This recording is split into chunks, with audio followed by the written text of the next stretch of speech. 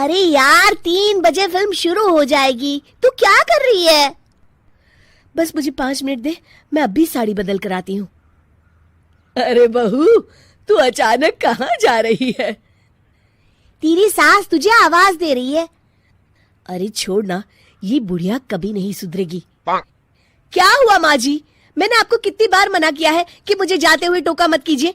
मैं फिल्म देखने जा रही हूँ। तू अभी चली जाएगी तो मेरे लिए खाना कौन बनाएगा बहू? सुबह से भूखी बैठी हूँ। अरे माँ जी, आप कौन सा घर का काम करती हो जो आपको भूख लगी है? अच्छा, मुझे देर हो रही है, चलना रीटा। अंजलि के जाते ही सीता देवी अपनी किस्मत को कोसते हुए सारा दिन घर में भूखी बैठी रहती हैं। इस तरह अंजलि अपना बहू होने का कर्तव्य कभी नहीं निभाती थी। वहीं दूसरी तरफ अपनी सास के खाते से पैसे निकाल के अपने शौक पूरे करती थी। लेकिन सीता देवी इस उम्मीद पर थी कि एक दिन उसकी बहू सुधर जाएगी। फिर एक दिन सीता देवी की जुड़वा बहन गीता देवी वहां आती है। अपनी बहन को घर के काम करते हुए देख गीता देवी आग बबूला हो जाती है। अरे ये सब यहाँ क्या चल रहा है सीता? तेरी बहू कहाँ है जो तू घर के काम कर रही है?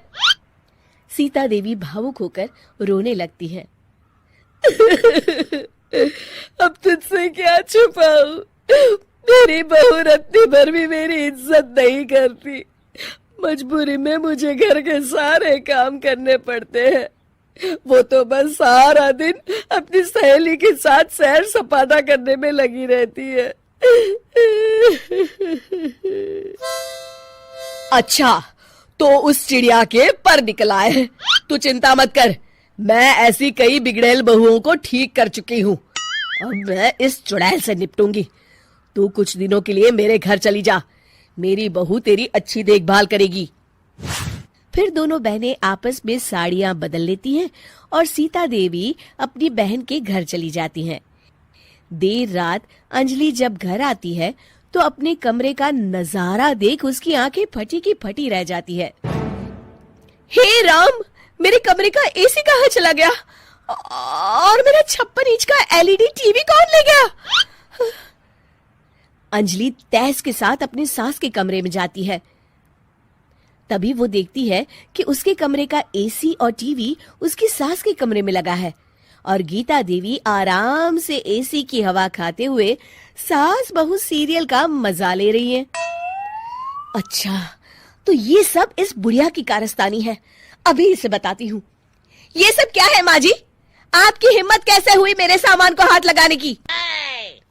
क्यों बहू, ये सारा सामान तूने तेरे पिताजी के पैसों से खरीदा है क्या? हैं? लगता है तू भूल गई कि ये सारा सामान मेरे पैसों से आया है, इसलिए मैं अपनी सारी चीजें अपने कमरे में उठा लाई। तुझे कोई एतराज है? चल जा यहाँ से, सीरियल का मजा किरकिरा मत कर। गीता की बातों का कोई जवाब नहीं बनता देख अंजलि अपने दांत पीस कर रह जाती है। अगले दिन रीटा और अंजलि शॉपिंग पे जाने की तैयारी करती हैं।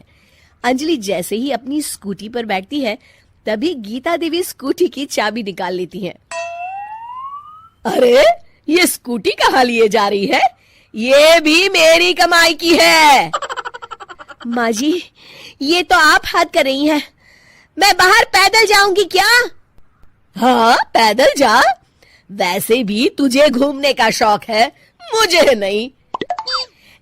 देखिए माँ जी, इस तरह मेरी सहेली के सामने मेरी बेइज्जती करके आप ठीक नहीं कर रही हैं। आप मुझे अच्छी तरह जानती हैं, बाद में आपको पछताना पड़ेगा। अच्छा, तो तू नहीं सुधरने वाली। मेरे ही घर में मुझे ही धमकी दे रही है। तेरी याददाश्त के लिए बता दूं कि ये मकान मेरे नाम पर है।